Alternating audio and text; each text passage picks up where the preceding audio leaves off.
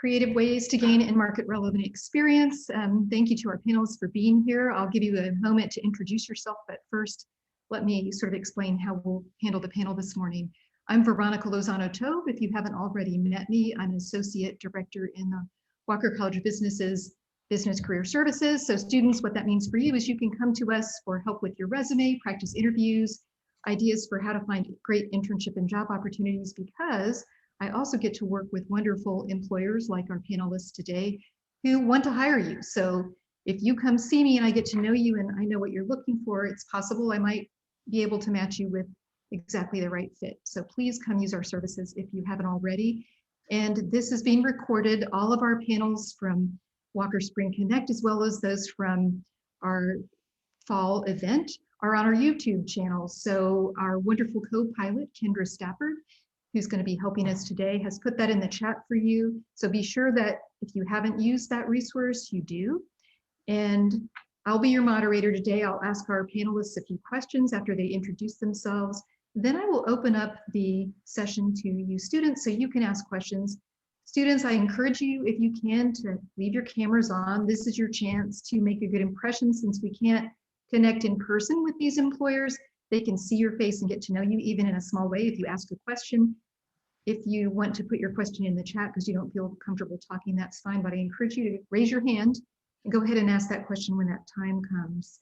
One cool thing we'll do at the end of this panel, Lauren from Haynes Companies has generously donated a prize.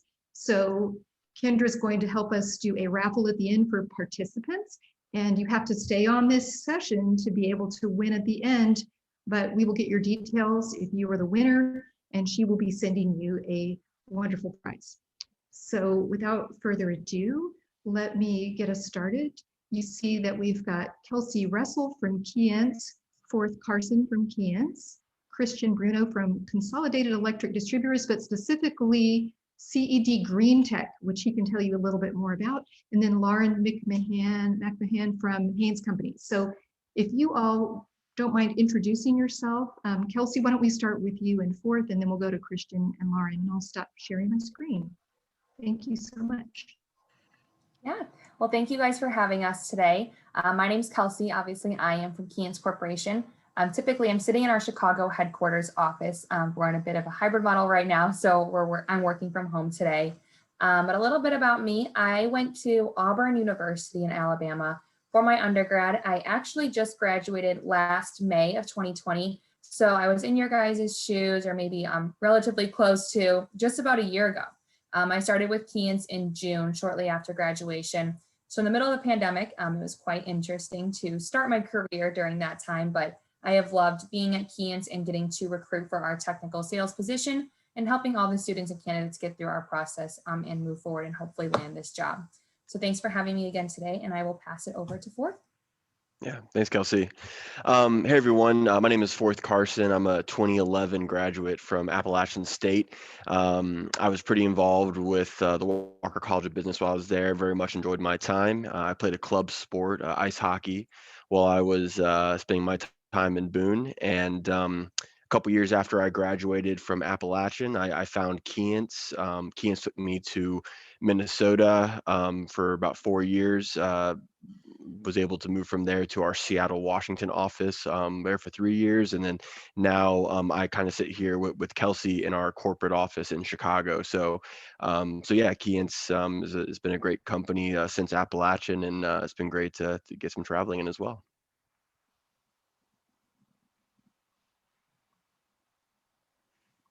So I'm Christian Bruno. I'm with Consolidated Electrical Distributors. Mainly, I'm going to be talking today about CED Green Tech, which is our subdivision within that focuses 100% on solar. So we supply solar equipment to businesses that either put it on somebody's home or business themselves. So I've been with CED for about 6 years now. I started with them while I was finishing up at South Carolina, finishing my undergrad. But I started interning with them, I think middle through my junior year, and worked with them through the end of college. And then as soon as I graduated, I helped open our Green Tech offices in both South Carolina and North Carolina. So my name is Lauren McMahan. I am with Haynes Companies. Who Haynes Companies is, first is Haynes is a distributor of textiles. So Haynes is not Haynes brands like the underwear where a lot of your minds might be going. We supply textiles in the industrial industries, furniture, bedding, construction, automotive, packaging. It's not as sexy as Michael Jordan, Fruit of the Loom, but it's textiles nonetheless. Who I am our human resources manager. I've been with Haynes for 8 years. I graduated from the University of Alabama in 2012. I started in Alabama in sales. I then was moved to Florida to open a branch for our construction side of this business. We distribute textiles and construction. I worked there. And for the past 5 years, I've been in our corporate headquarters in Winston-Salem, North Carolina, where I am grounded now. I have a family, a 2-year-old, a 9-year-old, and I have been here in Winston-Salem ever since. Thank you. And I meant to ask you to do this before, but Lauren, we'll go backwards. If you don't mind, tell us what role you're hiring for, and then we'll go to Christian and then Kelsey and Forthe. So right now, I have positions. I'm trying to think in my head. I have a few in sales positions that are kind of not worldwide, nationally. So anything in sales, if anybody wants to, get into sales, reach out to me because there's so many openings there that I would just want to connect with you and dig deeper on your location, where you end up post-graduation. As far as our corporate headquarters and our corporate locations are in Hickory, the Conover, North Carolina area, which is closer to a lot of y'all, and in Winston-Salem where I am. We have some corporate level positions and a management trainee perspective, which brings you on. You learn the business as far as our product management group, primarily through purchasing, inventory, forecasting, a lot of, high level procurement tasks. So if you're interested in that position, I'm actively not recruiting for a position at this time. We were fortunate that we've had a lot of good hires from the last Walker Spring Connect in 2020, and we've actually started a few good people. However, we're always open to new people. We're always looking for the best and brightest. So if after hearing me speak, or you're just open to just throwing your resume out, connect with me on LinkedIn. It's the best way to get with me. And I would be more than happy to talk to you, connect, and we can just see what happens. Thank you. At CED, we're hiring for a number of different positions. Management trainees is what we're most focused on, which a management trainee would be someone who is, for lack of better words, looking for an on-the-job MBA and is interested in owning your own business one day. It's somebody who's interested in managing a P&L and a staff and building a team underneath you. We also are looking for interns. We're looking for salespeople as well. We have locations all across the country. On the green tech side, there's 61 nationally, and on our electrical side, there's 750 locations. So you can pretty much pick a spot on the map. There's probably a CED nearby. But mainly what we're focusing on today is green tech. And then Kelsey, I'll let you correct me or maybe kind of go a bit more into what roles and things like that we're going to. I'll simply give a quick overview of Keyence. In a nutshell, though, we are an industrial automation company. What does that mean?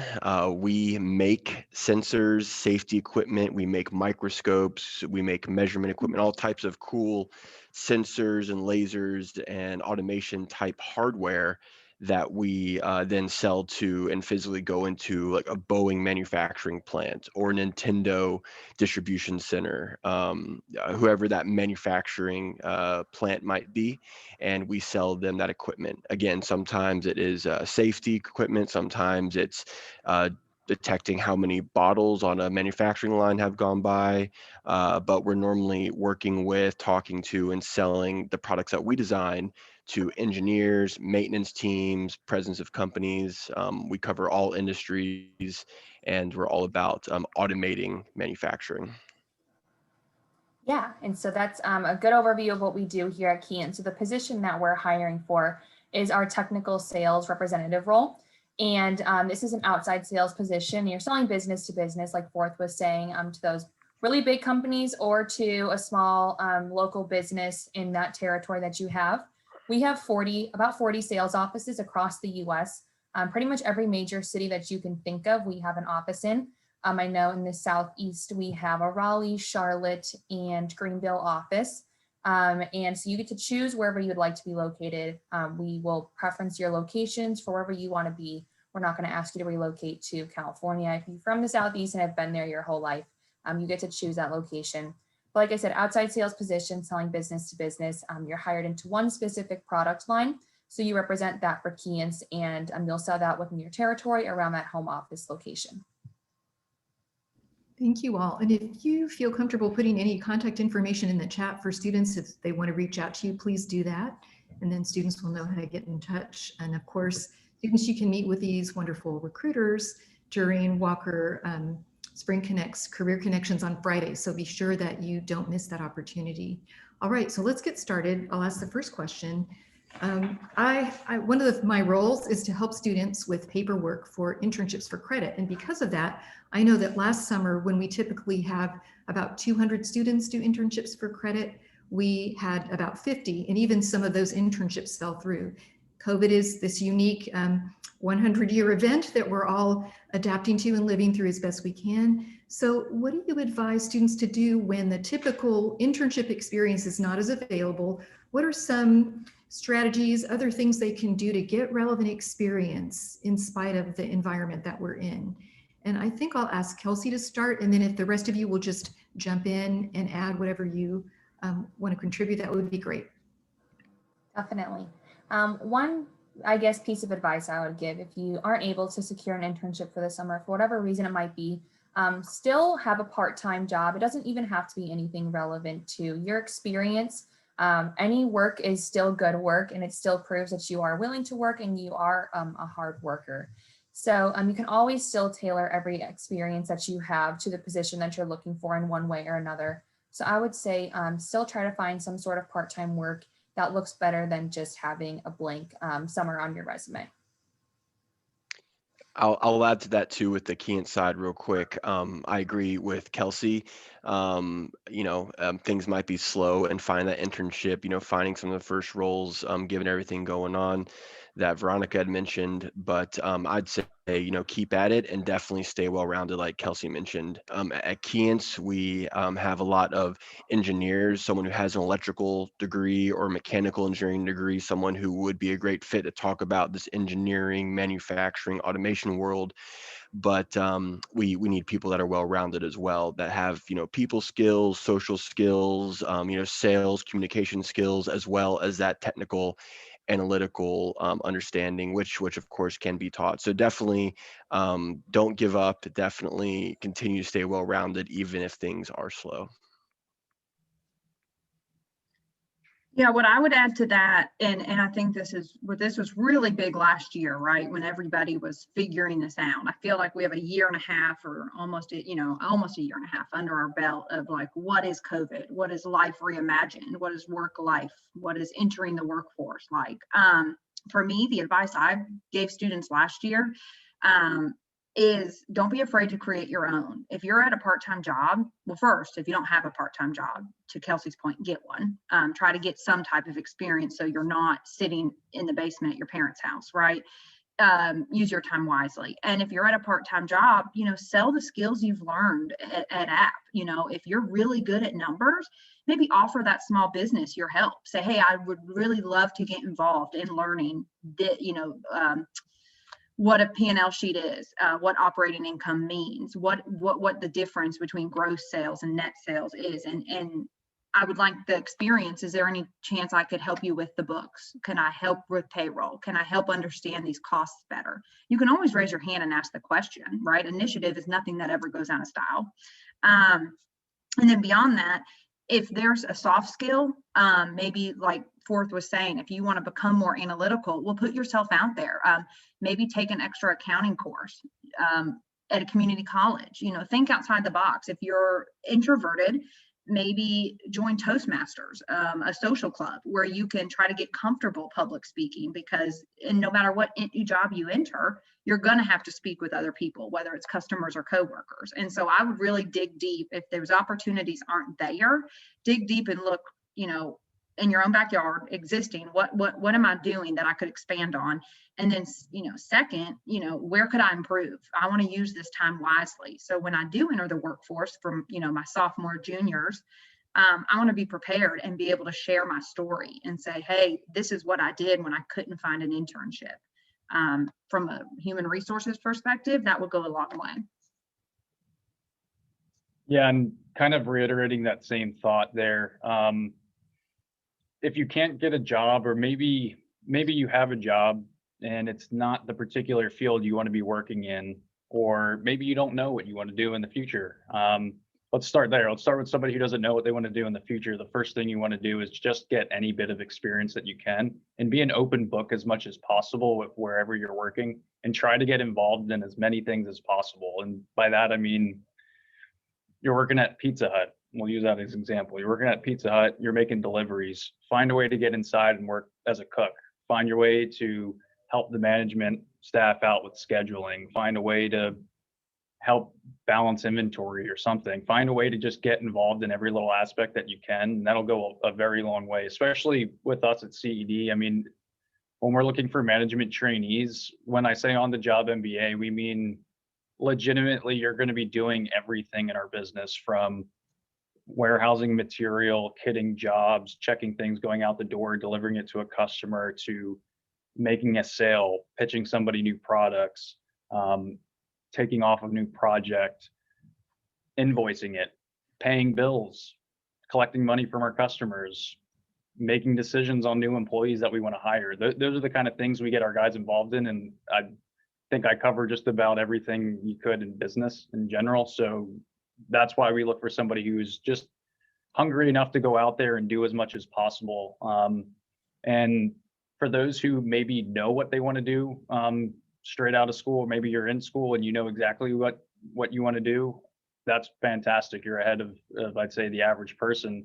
But be a student of what you want to do, not necessarily be a student to finish your curriculum, be a student for where you want to go as well. And what that means is read as many articles as you can about the field you want to get into. Set up Google alerts that get emails sent to you that have articles that are relevant to the topics you want to read.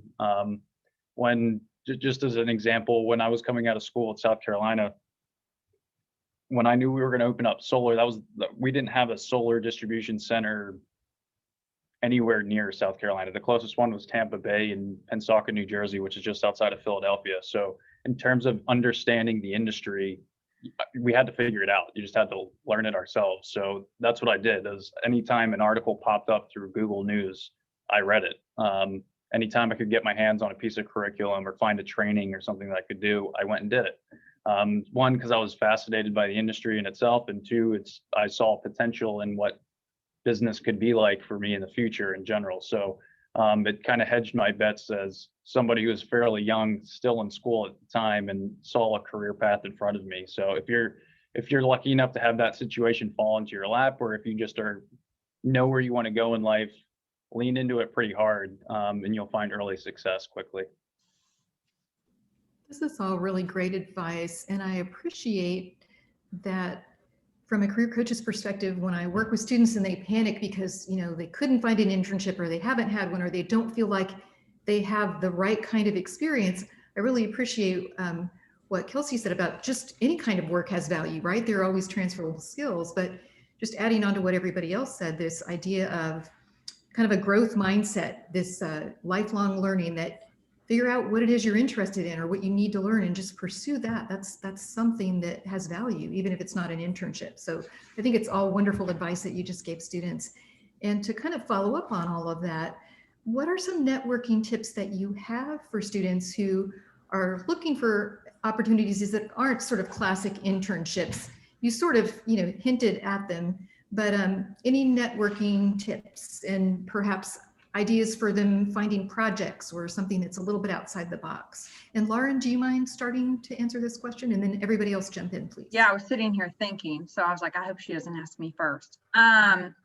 So what I would do is kind of building on what Christian said, like, to figure it out, you have to go find it. So whether that be LinkedIn and you're looking at companies and you connect with employers, you try to find something that, like, let's just say I did a business etiquette panel with the students yesterday. And something that came up that they didn't have a lot of was just table setting manners. How do I, once I do get in the door somewhere, what is something I need to do when I'm at that meeting, whether it be a dinner meeting, a breakfast meeting, that's going to happen in the business world. So maybe something you could do would be over the summer to fill your time is go to a local country club and ask them, the wait staff, if they have ever done any kind of Emily Post-esque training, right? So you understand where your bread and water is. So you're not grabbing someone else's water. So when the man stands up after you stand up, you don't look at him and say, oh, you got to go pee too. That's awkward. But it's going to happen. But being, mindful, filling your time with that. So I would say, think outside the box, get resourceful, and just start thinking of where you could improve or what you ultimately want. I think you just need to figure out what it is you want, and then try to figure out how you can get there. What pit stops do you need to make along the way to gain those skills? So I want to say I have X, Y, and Z and tell you to check this box, but I don't think that exists. I think it really depends on what you want to be as a person. If it's sales, then get involved in Toastmasters, right? Go to a country club and get table etiquette because you're going to be interfacing with customers. If it's technical, check the box like Christian was saying and get alerts on industry so what technology is coming out and the most up-to-date seminars. I think you just need to figure out what it is you want, so everything you're doing is an intentional step towards that. And if that changes, that's okay, but you're doing things to add tools to your toolbox. That's ultimately what I would say. If that answers your question, I may not have. Yes, that was great. Okay. Yeah, in terms of building a network in general, the best thing you can do is use the resources that you already use. And that means things like this, honestly, getting involved in as many things at your school as possible that are integrated with employers is a benefit, regardless of whether you're interested in working for that company. Just getting reps and talking to somebody like us is important in your development in general, right? Like, you're going to be more comfortable at an interview table the more conversations you're having with people who are in a position to hire you. At first, as a kid in college, it was extremely uncomfortable at first trying to get through an interview process, and you're just kind of getting your feet wet and trying to answer tough questions like, what's my biggest strength or biggest weakness, and things you don't normally think about on an everyday basis. But from a development standpoint too, forcing yourself to think through those things is extremely beneficial. Having those things at the ready too. One, it shows a few signs to us as employers that, one, you have an awareness level that is above average. And what I mean by that is you're aware of what makes you successful, what adds value to us as a business, right? And two, you understand what your weakness is in general and what you can work on to be more worthwhile in general. But in terms of networking, come out of your shells a little bit, and don't be afraid to jump in LinkedIn conversations that you see employers having in general, or on Facebook, maybe there's a group out there, or even on Reddit. Use social media to your advantage. Have conversations with employers via school if you can, or reach out directly if you have somebody's contact information. Some people will shy away from it, employer-wise, just throwing that out there, but don't let it deter you, because there's enough people out there that do want to have conversations with you, like probably the four of us here. So it's extremely beneficial if you take that initiative up front. It speaks volumes because it's not super common. Yeah, all well said. I think that concept of thinking outside the box, being creative, maybe being the key thing here, is probably the biggest underlying point. It's a competitive market. Sometimes the job market is up, sometimes it's down.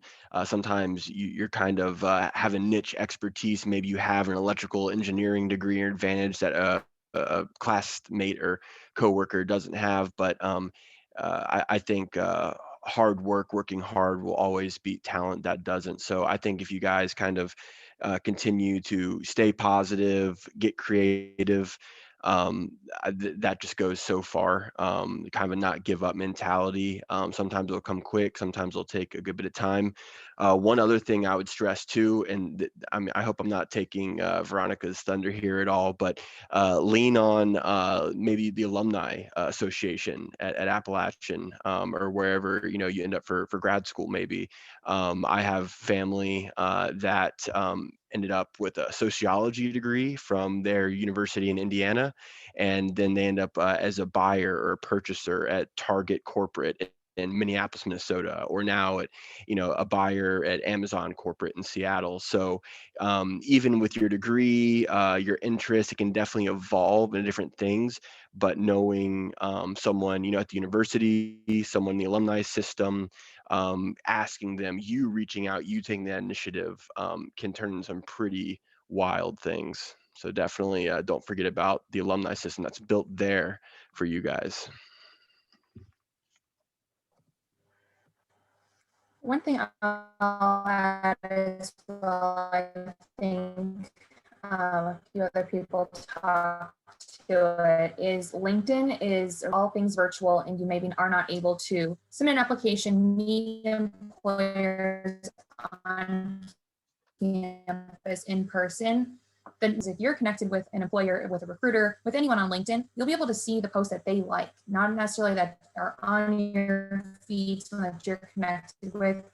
So really opens the opportunities of posts and anyone and everyone that you work with, speak with, meet in these kind of panels, because you don't know what they like, what they see, who they're connected with. So it really opens the opportunities of things you can see.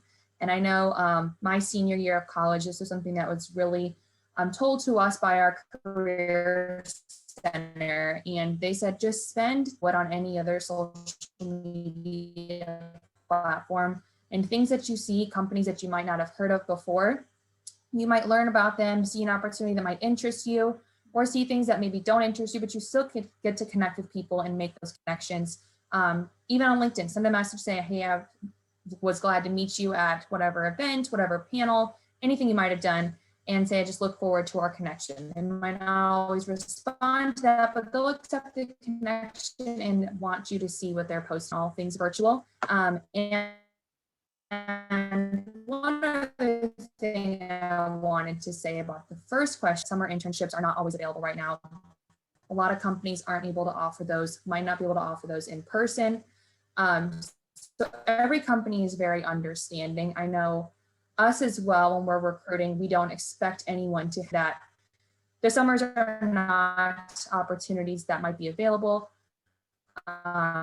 Work is hard to come by. So during internship, if you're not able to get a very relative experience of a part-time position even,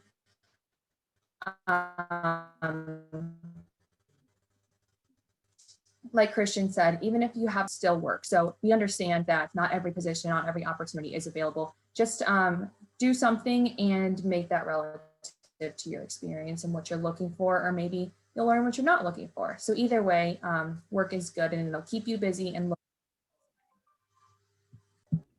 Thank you so much.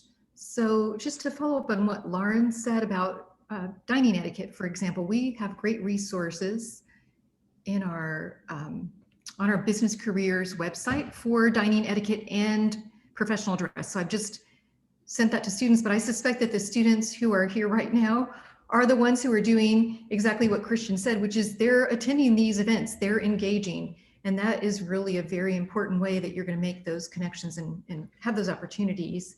I like what you all said about just finding ways to get that experience, and connecting with alumni is something we encourage our students to do. Forthe, I don't feel like you're stealing my thunder at all. You're helping me underscore what we tell students all the time, specifically on LinkedIn, that's such an opportunity to network and connect and ask for advice, or look at an alum's career path and see how do they get where they are, and perhaps reach out and ask for an informational interview. So I think all the things that you're mentioning are really good. And Kelsey, I think it's really reassuring for students to hear that if they don't have sort of what's typically expected from a business student, that classic internship or those opportunities, that you all understand. This is a very unique time in history. I hope we never have to live through anything like this again, but But I think, yes, people understand, but there are creative ways to get something out of this time that we're in, even like Christian was referring to, some sort of reading articles or taking an online class, building your skills, and adding to your toolbox, like Lauren said. So all really great advice. I want to give students time to ask questions. So I think I'll just ask one more quick question to you all, and then I'll open the floor up to student questions. But this wasn't on the list I gave you, but it's related. So let's say students get some sort of project, they build a skill, they get some sort of internship, they have a way to gain some sort of experience. How do they market that effectively on their LinkedIn, in a resume, or even in an interview? And anybody can start. Well, I look at resumes. It's a big part of my job, right? Because I do recruiting for the company at VP positions, and there's times where I'm looking for truck drivers, right? So that's a big gap. I would say make sure that what you're putting on there is something you could expand on. Don't put something and not be able to speak to it. There's a number of times I'm talking to people and they don't even know what they're putting on there. They're copying and pasting, or they're just putting what they think I want to hear. I don't know every job out there. If you did something, and just figure out a way to put it in a concise and clear bullet point manner, and really think about the job that you did and how could you communicate what you learned? And then be able to speak to it, because I think the big thing is a piece of paper just gets you in that pile of, I'm going to call them, right? It's not necessarily you have the job. Be able to expand on what you have. So if I'm asking questions on your experience, don't give me the full story. I don't want to read a paragraph on your resume. I want to be enticed. So we go on that second date, right? I want to put you in that pile and give you a call. I want you to share your story. And from there, you can take it and say, well, this is why I did that. These are the skills that I gained and what I learned from this experience. And really, I think what Christian, Forthe, and Kelsey and I are all saying is it's not a one size fits all model. It's really just market yourself, your personal branding, right? Like what you got out of it might be different than what somebody else did. And I'm interested in what somebody's going to get out of the knowledge I give them as an employer. And so that is just showing me, oh, wow, they entered the Pizza Hut job. They were a delivery driver, just to expand on Christian's example, but they took the initiative and they assembled, better processes across the topping department. And they worked in maximizing, the scheduling because they worked with, whatever it may be, right? But just be able to sell it and talk about what you learned from it, because that's ultimately what I want to hear is what, did you make, chicken stew on a chicken shit ultimately, right? Were you able to do that? And that's ultimately what I want to see in somebody. So whatever you do it worthwhile and be able to share it. Yeah, and to expand off that same thought, whenever you're interviewing for a job, you're selling yourself inherently. I think we said that a few times, but in general, no matter what you do in your life, at some point you will need to sell something, whether it's yourself or the services you provide or the products that you sell. And the biggest way to do that effectively on a resume is by putting not just what you did, but also what the result was afterwards. By what I mean by that is I worked in a warehouse and I pulled jobs. I just pulled material, kitted it together, and sent it out the door. That's typically what we see on resumes. What goes longer is I pulled X number of jobs in the day and accounted for 25% of our output or something like that. They don't need to be hard, fast statistics, but having something that we can grab and go, this was a worthwhile person and was pretty vital. If it was 25% of even that business, that's kind of important. Those little facts will make you jump off the page in a resume.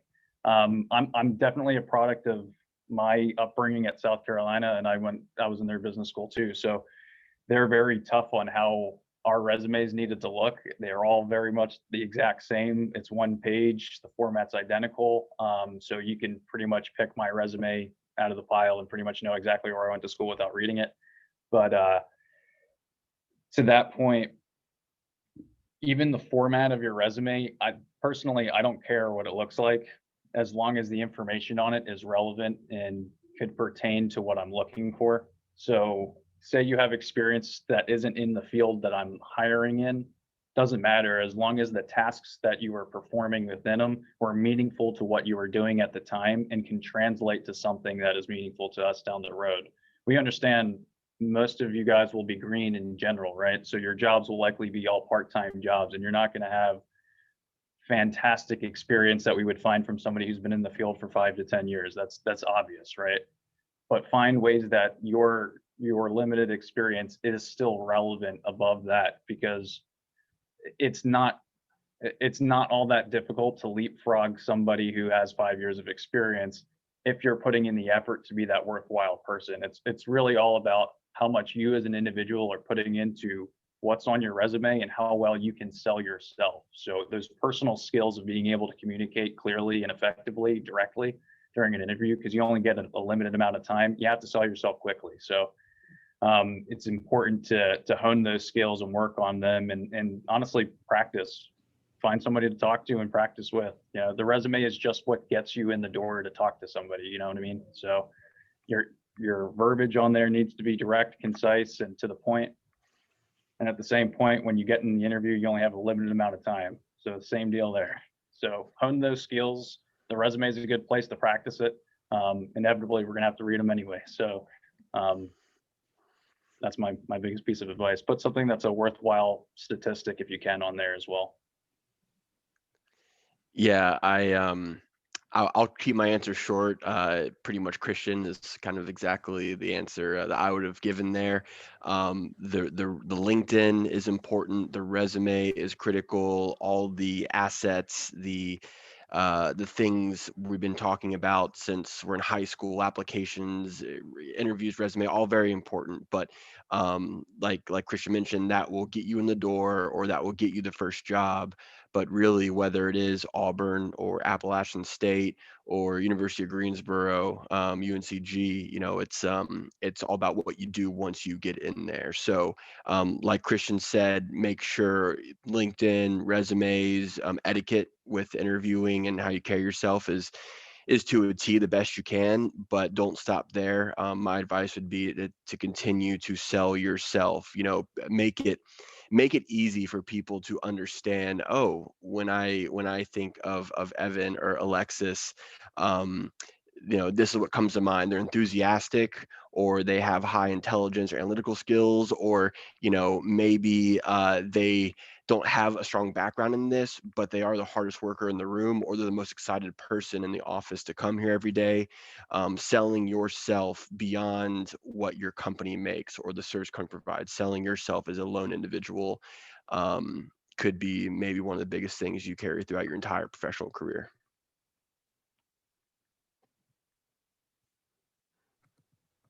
I agree with what everyone else has said. I think my connection is really not going great as well, but just make the employer and the recruiter just want to ask you the next question.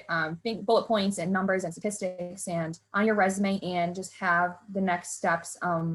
Get down your elevator pitch, answer those simple answers to those questions like what's your biggest success, what's your challenges. Have those questions kind of in the back of your head and be prepared to go into interviews knowing what you would answer, because I know when I was starting off to interview for internships before. So just think of those questions and have your answers, and really just know what your resume says, and don't make the fluff in there. Don't try to add something just to make it sound good. Really understand what you did and how it translates to the position. Don't just try to put in those fancy words and those fancy adjectives to make yourself stand out. If you can't really talk to your resume, like Lauren was saying, it might leave some gaps there. So try to make it tailored to what you're looking for in the future. Thank you. And that's all great advice. And it makes me think of when I'm helping students prepare for interviews and answer that "tell me about yourself" question. Often they want to wrap it up and say, they're excited about this job opportunity or internship because they will get great experience. And that's true, but I think there needs to be a shift in the way that students look at it, because what you're all telling me is you want to know how students are going to add value to your company. And so if students thought that going into this, like, how am I going to learn something, whether it's in an internship or online class or a project on my own, how am I going to learn something that's going to add value to a company that I can then talk to and say, hey, I've learned this skill, or I've done this, or I've helped with that. I think that's a really good way to frame it and think about it. So thank you all for your advice. And students, I'm going to open it up to you all. So if you will please raise your hand, either your real hand, or there's a little icon you can use. I will try to look for you and call on you, and we'll get your questions. This is your chance to make a good impression. Hello, Samantha, please go ahead. Hey there. So I have a question for Lauren. Since you are active in recruiting, I know you do a lot of probably interviews online now, but when they were in person, what was an example of something that someone did when they were presenting themselves to you, apart from like the answers they gave you during an interview? What was something that I guess made you have a positive outlook on them from the start? Like first look or after we spoke, what did they say, or both? Yeah, I guess from the time you first met them for the interview, throughout the interview, just something that I guess left you remembering them as a potential candidate. I would say the way they were dressed, their eye contact, that's huge. You would be amazed by the people who just don't have good eye contact. That's huge as far as first impression. I would say shaking a hand, but that's a little awkward now. But you can always extend the elbow or pump or whatever's good now. That's awkward in general now with COVID. That's not just a you thing, that's an everyone thing. But just kind of have that first impression, look someone in the eye, dress to impress. And then when they're in the interview, what makes them stand apart for me is how they sell themselves. Like Forthe was saying, you're always going to sell yourself. If you didn't have the opportunity to do an internship because of COVID, did you work at a summer pool, let's just say, and help them with their inventory? Did you help them promote getting new pool members?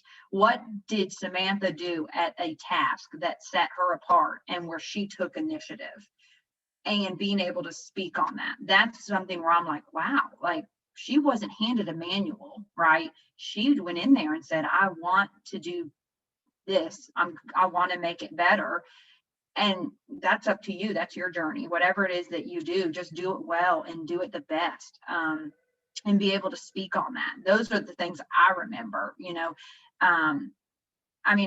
Kendra, I don't mean to call you out, but Kendra interns with us right now. And I met her at the supply chain club 2 years ago.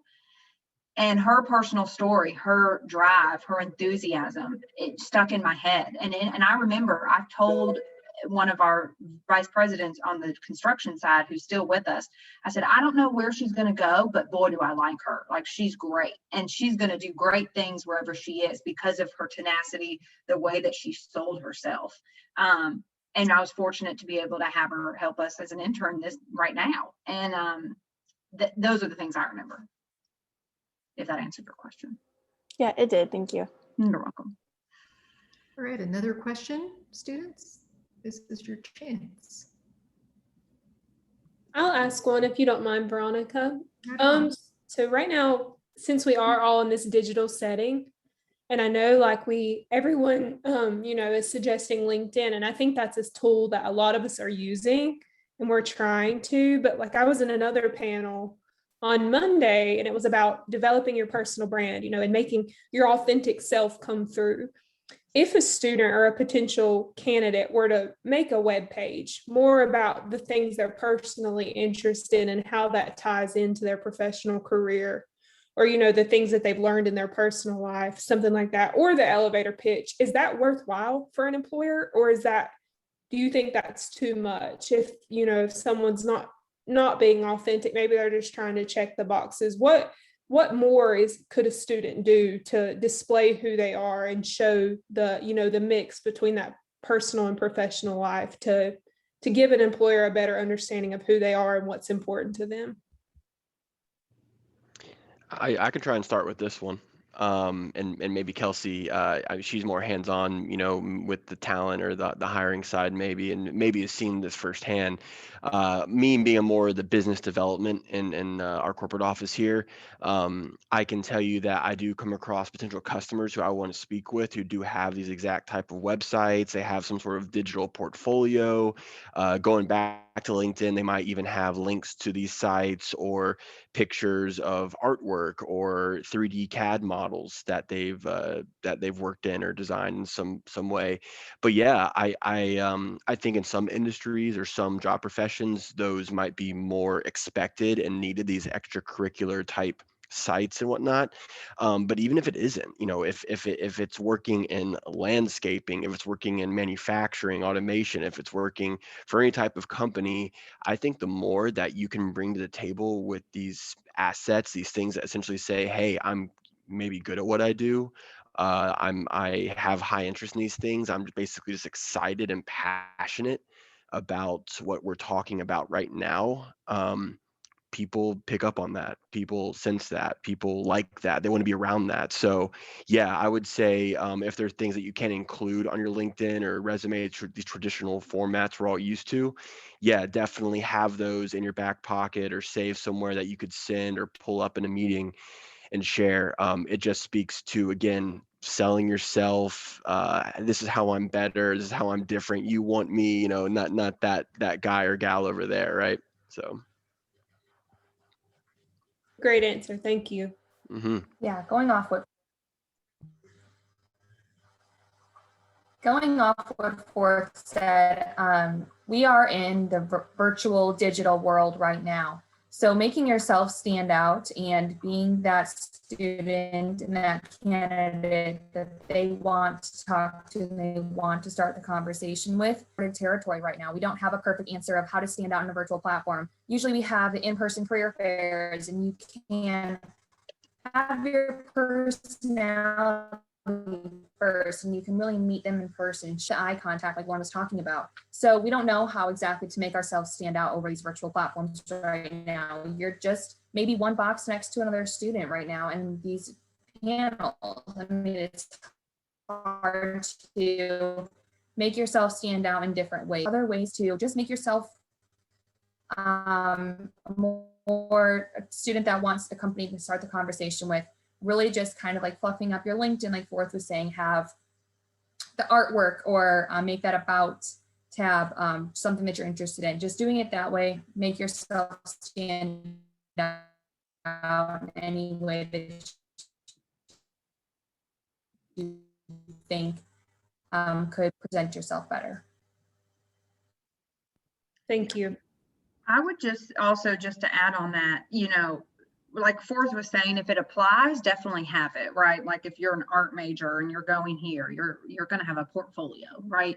But in like a business development, corporate, purchasing, some roles, it doesn't apply. So I think beefing up, your about me section on your LinkedIn is important. If you really want the job, how to stand out, you could also email the human resources department, email somebody over there directly. I know with job postings, there's a lot of the times like a email address, but don't be afraid to call the corporate office and ask to speak to somebody. I mean, and say, hey, I found your job. I'm really interested. People do that to me all the time. I personally jot down their name and I make a point to find their resume because I'm like, well, if you called me, I want to look and see who you are because you didn't just hit submit, you went out of your way to find me. And so I don't necessarily always hire that person, but I do jot down their name and look them up. Thank you. You're welcome. Right. Christian, unless you have something to add, since I see that we're running out of time here, or we are out of time, we'll just jump to the raffle. Did you want to add anything? No, I'm good. They covered it pretty well.